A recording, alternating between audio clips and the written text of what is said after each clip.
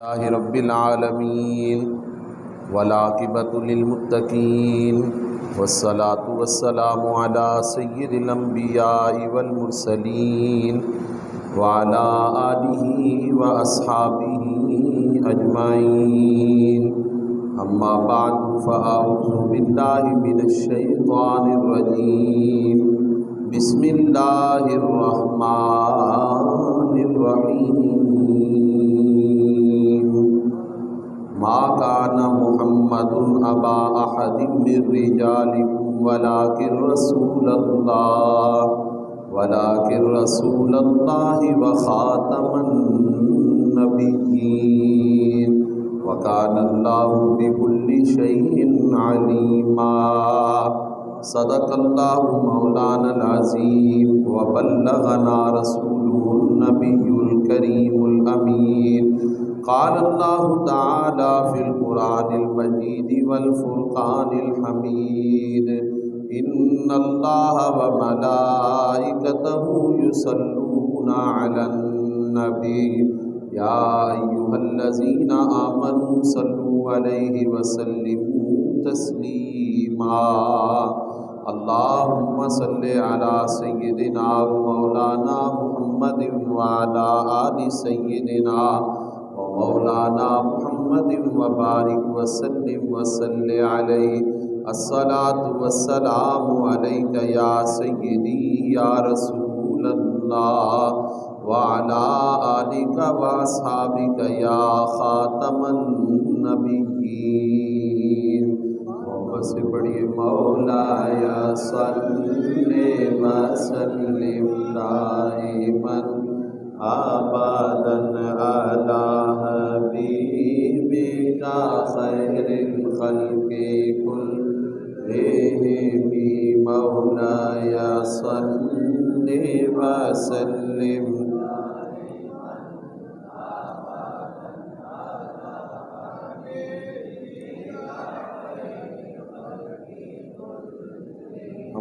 صلاۃ السلام کے بعد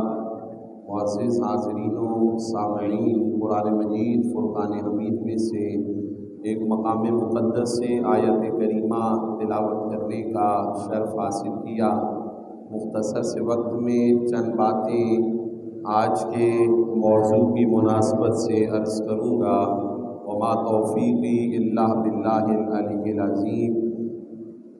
آپ جانتے ہیں کہ ماہ صفر المظفر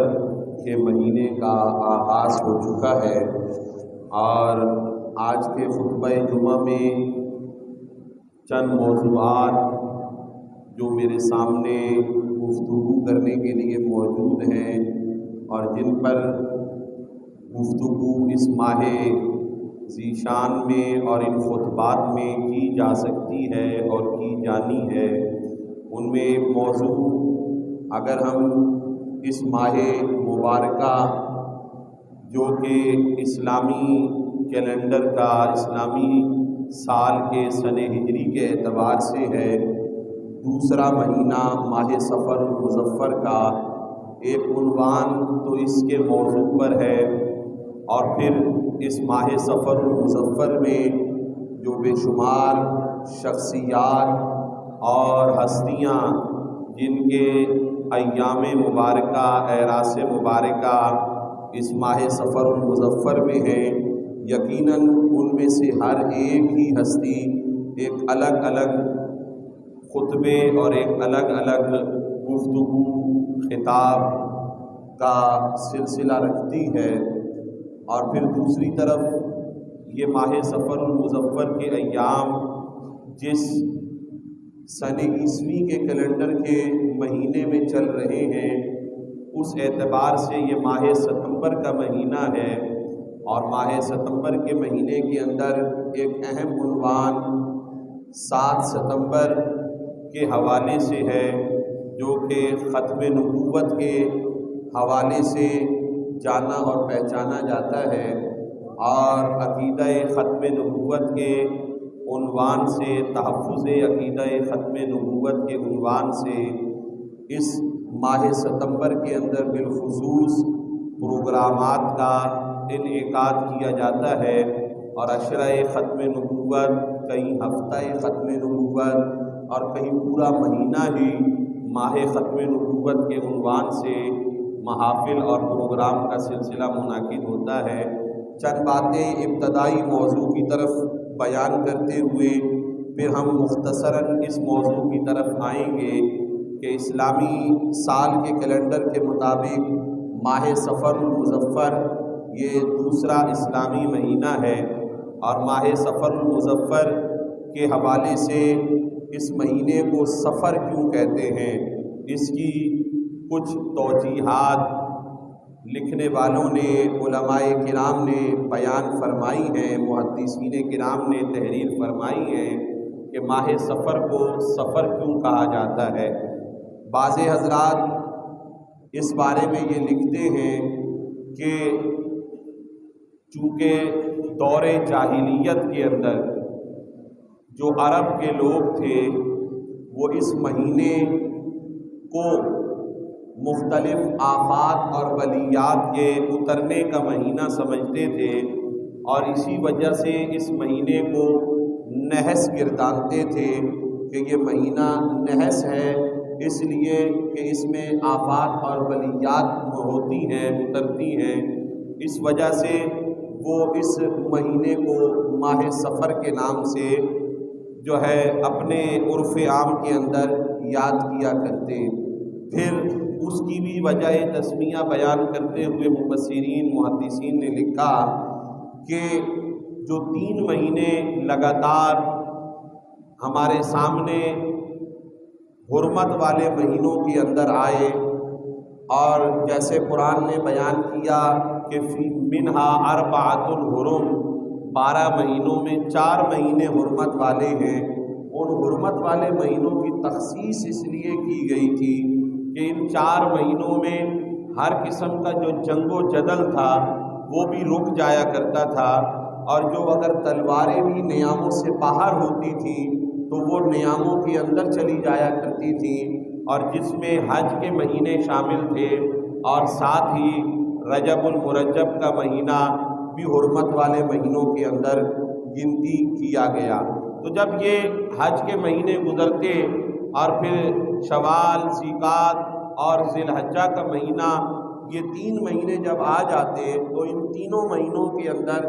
جو عرب کے لوگ تھے وہ اگر کسی قسم کے جنگ و جدل کے اندر بھی مصروف ہوتے تو وہ روک دیا کرتے تھے،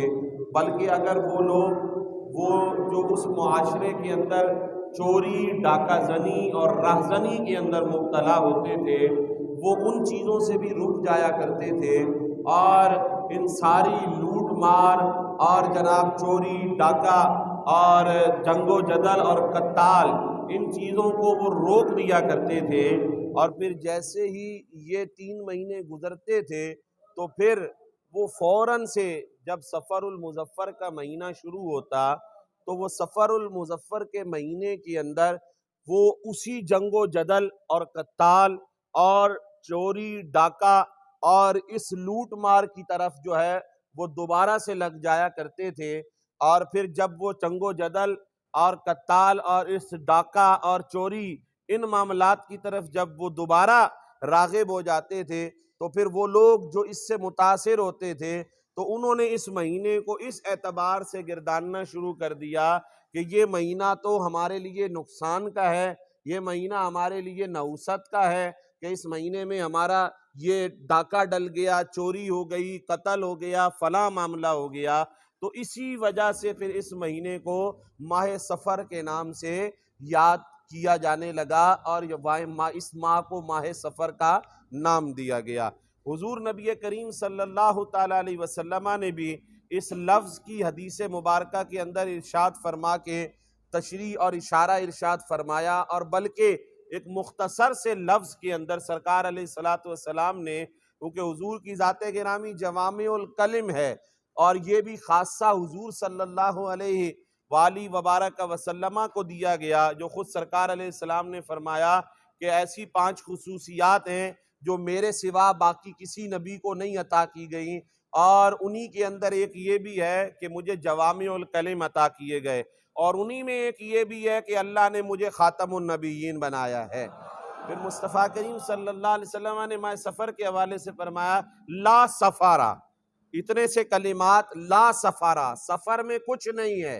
یہ کلمات ارشاد فرما کے حضور نے اس طرف اشارہ دے دیا،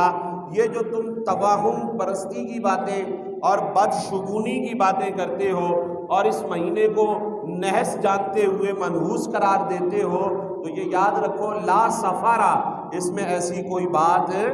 نہیں ہے۔ اور اس بات تک پہنچنے کے بعد عوام الناس میں بھی یہ باتیں بہت زیادہ اس مہینے کے حوالے سے مشہور ہیں، اور وہ بعضیں باتیں جو ہے وہ عقلوں پر قیاس کی جاتی ہیں، اور بعضیں جو ہے وہ جیسے سن لی جاتی ہیں اسی طریقے سے اس کو لے کر بیان کیا جاتا ہے، وگرنہ ان باتوں کا اسلام کے ساتھ، قرآن و سنت کی تعلیمات کے ساتھ بالکل ذرا برابر کوئی تعلق نہیں ہے کہ ماہ سفر کا مہینہ نحس ہے۔ مہینے سارے اللہ کے ہیں، اور اللہ کے مہینے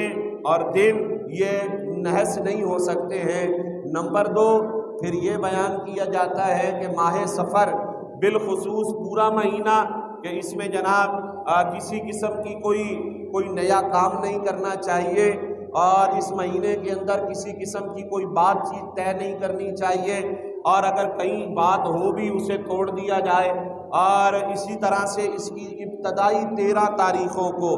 13 تیزی کے نام سے یاد کر کے بالکل ہی نحس، کہ نہ کہیں سفر میں نکلا جائے، نہ کام پہ جایا جائے، نہ کوئی اور کام کیا جائے، تو ان تمام باتوں کا اسلام اور شریعت کے ساتھ کوئی تعلق نہیں ہے، قرآن و سنت کی تعلیمات سے کوئی تعلق نہیں ہے۔ ہاں بعضے اس میں کہتے ہیں جی کوئی سورت پڑھا لیں، ختم کرا لیں، یا کوئی جو ہے وہ اس میں جو ہے وہ اس روزی کے حوالے سے معاملات، ختم دلانا ایک جائز عمل ہے، مستحب عمل ہے، وہ صرف سفر نہیں، وہ کسی بھی مہینے میں اور کسی بھی تاریخ کو دلایا جا سکتا ہے۔ باقی ماہ سفر المظفر کے حوالے سے کچھ لوگوں میں یہ بھی ہے، اور وہ گھڑے رکھتے ہیں اور پھر ان گھڑوں کو توڑ دیا جاتا ہے، آخری بدھ سفر کا لے کے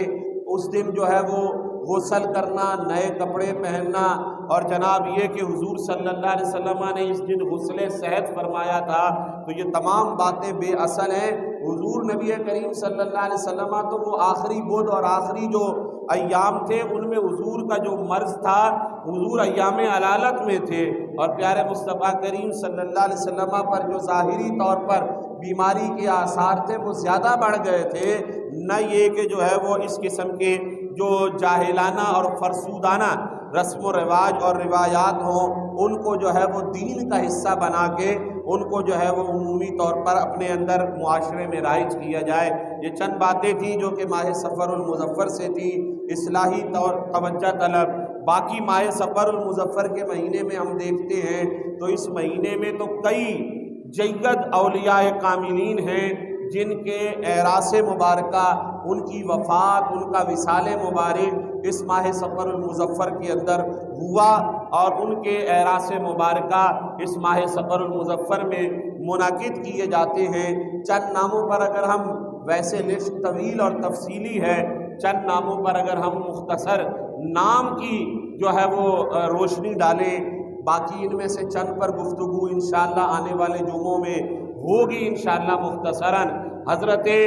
بہاؤالدین ذکریہ ملتانی سہروردی رحمۃ اللہ تعالیٰ علیہ، حضرت خواجہ سلیمان توسوی رحمۃ اللہ تعالیٰ علیہ، حضرت خواجہ شمس الدین سیالوی رحمۃ اللہ تعالیٰ علیہ، حضرت داتا گنج بخش سید علی حجویری رحمۃ اللہ تعالیٰ علیہ، حضرت مجدد الفسانی شیخ احمد سرہندی رحمۃ اللہ تعالیٰ علیہ، حضرت تاجدار گولڑا پیر سید مہر علی شاہ صاحب گولڑوی رحمۃ اللہ تعالیٰ علیہ، اعلیٰ حضرت امام اہل سنت امام احمد رضا خاں فاضل بریلوی رحمۃ اللہ تعالیٰ علیہ،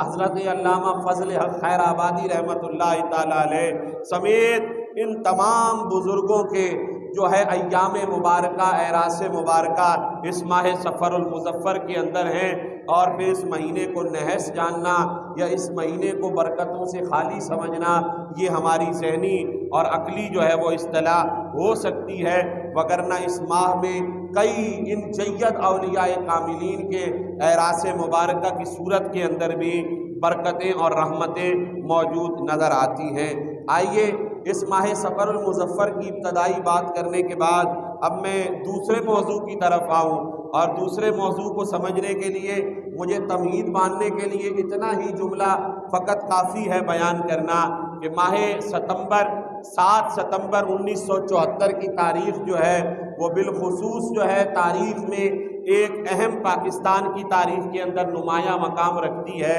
کہ 7 ستمبر کو کیا ہوا تھا۔ 7 ستمبر کو پاکستان کے آئین ساز ادارے قومی اسمبلی سے قادیانیوں کو بما بشمول ان کے جتنے گروپ ہیں، وہ لاہوری ہو یا احمدی ہو، جس نام سے یہ قادیانی فرقے موجود ہیں، انہیں باقاعدہ طور پر قومی اسمبلی میں قانون پاس کر کے قائد ملت اسلامیہ حضرت علامہ شاہ احمد نورانی صدیقی رحمۃ اللہ علیہ اور حضرت شیخ الحدیث علامہ عبد المصطفیٰ الازہری رحمۃ اللہ تعالیٰ علیہ کی بالخصوص کاوشوں اور کوششوں کے ساتھ جو ہے وہ باقاعدہ طور پر کافر قرار دلوایا گیا، غیر مسلم اقلیت قرار دلوایا گیا، اور مسلمان کی تعریف میں باقاعدہ طور پر اس بات کو جو کہ حضرت علامہ عبد المصطفیٰ ازہری رحمۃ اللہ تعالیٰ علیہ آپ کے ہاتھ سے لکھی ہوئی اور حضرت قائد اہل سنت کی پیش کردہ کہ مسلمان وہی ہوگا، وہی کہلائے گا جو حضور نبی کریم صلی اللہ علیہ وسلم کی ختم نبوت پر کامل طور پر یقین اور ایمان رکھتا ہوگا۔ یہ اہم موضوع ہے، اور اہم موضوع ظاہر ابھی گفتگو کا آغاز ہے۔ ہم نے ابتدائیہ بہت سارے موضوعات کو سمجھنے کے لیے چند باتیں کرنی ہوتی ہیں۔ ختم نبوت، حضور نبی کریم صلی اللہ علیہ وسلم خاتم النبیین ہیں، اور خاتم النبیین کسے کہتے ہیں، ختم نبوت کیا ہے؟ اگر اس کی تعریف کو ہم ذہن میں رکھنا چاہیں تو اس انداز میں بھی ہم یاد رکھ سکتے ہیں کہ اللہ تبارک و تعالی جل شانہ الکریم نے اپنے پیارے حبیب مکرم نور مجسم صلی اللہ علیہ وآلہ وبارک وسلم کو خاتم النبیین یعنی آخری نبی بنایا۔ نبیوں اور رسولوں کا جو سلسلہ حضرت آدم علیہ السلام سے شروع ہوا وہ حضور نبی اکرم صلی اللہ علیہ وآلہ وسلم پر آ کر تا قیامت تک کے لیے ختم ہو گیا۔ حضور صلی اللہ علیہ وسلم لفظی طور پر بھی اور معنوی طور پر بھی خاتم النبیین ہیں، اور حضور کے بعد کسی قسم کے کسی نبی، وہ ذلی ہو، وہ بروزی ہو، وہ تشریعی ہو، غیر تشریعی ہو، وہ امتی نبی ہو، کسی قسم کے حضور کے زمانے میں بھی اور حضور کے بعد بھی کسی قسم کے نبی کی آنے کی کوئی گنجائش نہیں ہے، کیونکہ حضور خاتم النبیین ہیں، آخری نبی ہیں، آپ کے بعد کوئی نیا نبی نہیں آ سکتا ہے۔ یہی عقیدہ ہے جو ختم نبوت کا کہلاتا ہے، اور یہی مفہوم ہے جو خاتم النبیین کا مفہوم ہے۔ اور اس مفہوم پر، اس موضوع پر قرآن مجید کی مشہور آیت کریمہ ہے، اور نص قرآنی ہیں بے شمار آیات قرآن کی ختم نبوت پر، حضور کے خاتم النبیین ہونے پر، اور بکثرت احادیث کریمہ ہیں جو حضور کے ختم نبوت پر دلالت کر رہی ہیں۔ مگر ایک آیت جو مشہور ہے اور نص قرآنی، اور نص قرآنی کا جو منکر ہے وہ کافر ہوا کرتا ہے۔ یہ جو ہے وہ ہر پڑھا لکھا شخص اسے جانتا بھی ہے کہ نص قرآنی کا، نص قطعی کا انکار کرنے والا وہ شخص کافر ہوتا ہے، اور یہ قرآن کی نص ہے۔ قرآن نے بیان کیا، اللہ نے فرمایا سورہ احزاب کے اندر، ما کان محمد ابا احد من رجالکم ولکن رسول اللہ وخاتم النبیین۔ محمد صلی اللہ علیہ وسلم تم مردوں میں سے کسی کے باپ نہیں، لیکن اللہ کے رسول ہیں، اور خاتم النبیین یعنی نبیوں کے آخر ہیں، نبیوں کے آخر خاتم النبیین ہیں۔ اس پر لفظ بلفظ بحث کرنے کا وقت نہیں ہے کہ اس آیت کی تشریح میں جائیں، کوشش ہوگی اگلے خطبے میں جائیں۔ ابھی اس آیت کو ذہن میں رکھنا ہے کہ اس میں خاتم النبیین کے لفظ سے براہ راست حضور کی ختم نبوت کا بیان اللہ نے قرآن میں فرمایا ہے، اور جب اللہ نے مصطفیٰ کو قرآن میں خاتم النبیین فرما دیا ہے، اب جو حضور کی ختم نبوت کا انکار کرے وہ شخص نص قرآنی کا انکار کرتا ہے، نص قطعی کا انکار کرتا ہے، اور جو نص قرآنی اور نص قطعی کا منکر ہوتا ہے وہ شخص کافر ہوا کرتا ہے۔ اگر پاکستان کی قومی اسمبلی سے 1974 میں کافر قرار دلوایا گیا، اگر نہ بھی دلوایا جاتا تو قادیانی پھر بھی کافر تھا، اس لیے کہ قرآن نے اسے 1400 سال پہلے جو مصطفیٰ کی ختم نبوت کو نہ مانے اس کا فیصلہ کر دیا ہے کہ مصطفیٰ کی ختم نبوت کا انکار کرنے والا کون ہوتا ہے؟ کافر ہوا کرتا ہے۔ اور قادیانی تو وہ ہے جو صرف کافر نہیں ہے، مرتد کافر ہے، مرتد اور ملعون کافر ہے۔ اللہ اکبر حضرات ذی وقار۔ پھر اسی خاتم النبیین کی تشریح اگر سمجھنی ہے تو اور چھوڑیے، قرآن کی ایک تفسیر سب سے بڑی حضور کی ذات گرامی سے ملتی ہے۔ ایک مشہور حدیث ہے، آپ سنتے رہتے ہیں، اسی حدیث مبارکہ کو اگر ہم پڑھ لیں تو اس میں اس کی تشریح حضور نے خود بیان فرما دی، اور وہ کیا ہے؟ سرکار فرماتے ہیں انا خاتم النبیین، میں آخری نبی ہوں، میں خاتم النبیین ہوں۔ آگے ارشاد فرمایا انا خاتم النبیین لا نبی بعدی، میں آخری نبی ہوں۔ آخری نبی کس کو کہتے ہیں؟ لا نبی بعدی، جس کے بعد کوئی نبی نہیں ہوا کرتا ہے۔ یہ تو میرے مصطفیٰ نے اپنی زبان فیض حق ترجمان سے خود فرما دیا ہے کہ خاتم النبیین ہوں، اور خاتم النبیین اسے کہتے ہیں جس کے بعد کوئی نبی نہیں ہوتا ہے۔ جب اللہ بھی مصطفیٰ کو خاتم النبیین فرمائے، مصطفیٰ بھی فرمائے لا نبی بعدی، تو پھر یہ جو ہے وہ اس صدی کے اندر آنے والا یہ جو ہے وہ کانا اور ملعون اور دجال اور کذاب جو مرزا غلام قادیانی کی صورت کے اندر ہو، یہ کیسے نبی ہو سکتا ہے؟ اللہ اکبر حضرات ذی وقار۔ اب آئیے، جب آپ نے قرآن کی آیت اور حدیث سن لی، اب میں اس گفتگو کو آگے بڑھاؤں۔ دعوے ہوئے ختم نبوت کے اس جو ہے وہ نقب پر ڈاکہ لگانے کے لیے، اور جو ہے جناب ختم نبوت کے حوالے سے اس عقیدے کے انکار کے طور پر نبوت کا دعویٰ کرنے والے آئے، اور یہ بھی میرے حضور نے خود فرما دیا تھا، اللہ کے غیب دان نبی صلی اللہ علیہ وسلم نے اپنی حدیث مبارکہ میں کہ سیکون فی امتی کذابون ثلاثون کلہم یزعم انہ نبی انا خاتم النبیین لا نبی بعدی، کہ ان قریب میری امت کے اندر 30 جھوٹے دجال کذاب پیدا ہوں گے جو یہ گمان کریں گے، دعویٰ کریں گے کہ وہ نبی ہیں، لیکن حضور نے فرمایا یاد رکھو وہ جھوٹے ہیں، اور انا خاتم النبیین لا نبی بعدی، میں آخری نبی ہوں، میرے بعد کوئی نبی نہیں ہے۔ قربان جائیے حضرات ذی وقار۔ اب اس کے اندر جب ہمیں پتہ چلا جھوٹے کذاب آنے ہیں، اور یہ حضور کی حیات مبارکہ ظاہری حیات میں بھی اس وقت بھی دعوت مدعیان نبوت جو جھوٹے کذاب تھے وہ اٹھے، پیدا ہوئے، اور اس وقت اسود عنسی اور جناب جو ہے وہ مسیلمہ کذاب کی صورت کے اندر نبوت کے جھوٹے مدعیان نبوت پیدا ہوئے، اور انہوں نے جو ہے وہ نبوت کا دعویٰ کیا۔ اسود عنسی کو تو حضور کی حیات مبارکہ ہی کے اندر جو ہے اس کو واصل بجہنم کر دیا گیا اور اس کا سر قلم کر دیا گیا، اور مسیلمہ کذاب کو حضرت سیدنا ابو بکر صدیق رضی اللہ تعالیٰ عنہ کے دور خلافت کے اندر جو ہے اس کے ساتھ باقاعدہ طور پر مارکہ بپا ہوا، اور پھر اسے بھی واصل بجہنم کر دیا گیا۔ حضرت علامہ سید شہاب الدین محمود آلوسی رحمت اللہ تعالیٰ علیہ نے روح المعانی کے اندر لکھا، اور فتاوی رضویہ میں اعلیٰ حضرت فاضل بریلی رحمت اللہ تعالیٰ علیہ نے بھی اسے تحریر فرمایا، کہ فرماتے ہیں کہ ختم نبوت کے حوالے سے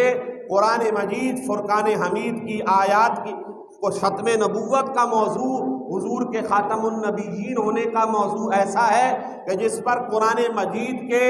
الفاظ اور قرآن کی آیات شاہد اور ناطق ہیں، اور رہی بات احادیث کریمہ کی تو احادیث میں یہ صراحتاً حضور کا خاتم النبیین ہونا یہ واضح طور پر موجود ہے۔ اور پھر فرمایا رہی بات اجماع کی تو یہ مسئلہ ختم نبوت ایسا ہے جس پر پوری امت کا اجماع ہے، اتفاق ہے کہ حضور آخری نبی ہیں، حضور کے بعد کوئی نیا نبی نہیں آ سکتا ہے۔ اور پھر وہ تحریر فرماتے ہیں کہ اگر کوئی حضور کے بعد خاتم النبیین صلی اللہ علیہ وسلم کے بعد اگر کوئی نبوت کا دعویٰ کرے تو وہ شخص کافر ہے، وہ شخص جھوٹا ہے، اور وہ اس پر اڑا رہے ضد اور تکرار کے ساتھ، تو فرمایا پھر اس کا سر قلم کیا جانا چاہیے۔ یہ حکم ہے سلاطین اسلام کے لیے، حکمرانوں کے لیے، اور جناب جو ہے جو سلطان ہو، بادشاہ ہو، اس کے لیے کہ ایسے جھوٹے مدعی نبوت کو وہ جو ہے قرار واقعی سزا دے، یعنی جو شخص مدعی نبوت ہو اس کا سر قلم کرنے کا حکم سلطان اسلام، بادشاہ یا حکمران دے۔ نمبر 2 فرمایا اس کے ساتھ ساتھ عوام کا ذمہ یہ ہے کہ وہ زبان سے بھی اور قلم سے بھی مدعیان نبوت جو جھوٹے ہوں ان کے خلاف جو ہے وہ میدان عمل میں آ کے اپنا کردار ادا کرے، اور زبان اور قلم کی طاقت کے ذریعے ختم نبوت کا پرچار کرے اور جھوٹے مدعی نبوت کا مقابلہ کرے۔ ابھی اس موضوع کا آغاز ہے، اور آج بالخصوص اس وقت وہ قانون جو 298C کا 7 ستمبر 1974 کو پاس ہوا، آج اس کو ختم کرانے کے لیے قادیانی لوبیاں اور ان کے پیچھے یہود و نصارہ جو ہے وہ سرگرم عمل ہیں، اور ان کی کوشش ہے کہ اس قانون کو ختم کرایا جائے، 295C کو بھی کرایا جائے اور 298C کے اس پیرے کو بھی، جس میں ختم نبوت کا بیان ہے، اور قادیانی ان کا کوئی لاہوری یا احمدی گروپ ہو ان کے بارے میں واضح بیان موجود ہے کہ وہ خود کو مسلمان نہیں کہلوا سکتے، وہ مسلمانوں کی طرح مساجد نہیں بنا سکتے، اذان نہیں دے سکتے، وضع قطع نہیں رکھ سکتے، جناب جو ہے وہ اپنے آپ کو مسلم نہیں کہلوا سکتے، اور اگر کوئی ایسا کرے تو اس کے خلاف باقاعدہ طور پر سزا موجود ہے۔ لیکن افسوس ہے، ہائے افسوس ہے، اسی ملک کی قومی اسمبلی قانون پاس کرے اور پھر اسی ملک کے بعض وزراء انہیں احمدی مسلم کے نام سے مسلمانوں کے اندر شامل کرنے کی کوشش کرے، اور احمدی مسلم، احمدی وہ احمدی ہوں یا لاہوری ہوں، وہ قادیانی ہیں، وہ غیر مسلم ہیں، پھر احمدی مسلم کہنا یا ان کو مسلم کے زمرے میں شامل کرنا، یہ جو ہے اس کا چے معنی دارد، اس کا کیا معنی اور مطلب ہو سکتا ہے۔ اور پھر اس کے ساتھ ساتھ جناب ہم ہر بات کے لیے دیکھتے ہیں ایکشن ہو جاتا ہے، مگر یہاں اس ملک کے پاس کیے ہوئے قانون کی دھجیاں بکھیری جاتی ہیں، اور اس کے باوجود نہ کوئی سو موٹو ایکشن لیتا ہے، نہ کوئی اس پر جو ہے وہ جناب قلم اٹھاتا ہے، نہ کوئی اس کے خلاف جو ہے وہ جاتا ہے کہ یہ قومی اسمبلی کا پاس کردہ قانون ہے، آئین پاکستان ہے، جس کی مخالفت کر کے قادیانی جو ہے وہ اس معاشرے کے اندر جو ہے وہ رہ بھی رہے ہیں، اور جس کی مخالفت کر کے وہ ان تمام امور کو سر انجام دے رہے ہیں۔ اور پھر باقی اختتامی بات کروں تو ہمارے نوجوانوں کو اور امت مسلمہ کو بیدار رہنا ہوگا، اور اس وقت نازک کے اندر بالخصوص جو ہے وہ ہمارے جو اس معاشرے کی محرومیوں کا اور لاچاریوں کا فائدہ اٹھا کر اور لالچ دے کر پیسے کا، مال و دولت کا انہیں گمراہ کیا جا رہا ہے۔ قیمتی جو متاع ہے، ایمان سے بڑھ کر کوئی قیمتی متاع نہیں ہے، اس کو ضائع کرنے کی کوشش کی جا رہی ہے۔ کہیں جناب بیرون ملک کا ویزا لگوانے کے نام پہ، اور کہیں جناب جو ہے وہ اچھے روزگار اور کاروبار دینے کے نام پر، اور پھر اس کے ساتھ شادی کرانے کے جھانسوں کے ساتھ بہت سارے معاملات میں نوجوانوں کو جو ہے وہ قابو کیا جاتا ہے، اور پھر آہستہ آہستہ انہیں ایسے جال میں پھنسایا جاتا ہے کہ وہ اس مال و دولت کی لالچ کے پیچھے جناب، اور پھر اس کے ساتھ مال و دولت کے ساتھ شادی، رشتہ اور جناب لڑکی، ان تمام معاملات میں مبتلا ہو کر اپنی متاع ایمان کو ضائع کر بیٹھتے ہیں۔ لہٰذا روکھی سوکھی کھا کے اپنے رب کے دیے ہوئے رزق پر شکر ادا کر لیجئے، لیکن کبھی بھی اپنی متاع ایمان کو ضائع نہ ہونے دیجئے کہ پیسوں کے لیے، بیرون ملک کا ویزا لگوانے کے لیے، پاسپورٹ کے خانے میں اپنے مذہب کو تبدیل کرا کے اگر تو روزی کمانے جا رہا ہے تو اپنے مذہب کو اسی دن تبدیل کرنے کا لکھ کے آ گیا جس دن تو نے اس اس لالچ کے اندر اپنے پاسپورٹ پر جناب اپنے مذہب کے اور اپنی شناخت کے بجائے تو نے ان کافروں اور غیر مسلم لوگوں کی شناخت کو اپنایا ہے۔ اللہ تبارک و تعالی ہمارے ایمان کی حفاظت فرمائے، ایمان کی سلامتی عطا فرمائے اور ایمان پر ہمارا خاتمہ فرمائے، آمین۔ وما علینا الا البلاغ المبین۔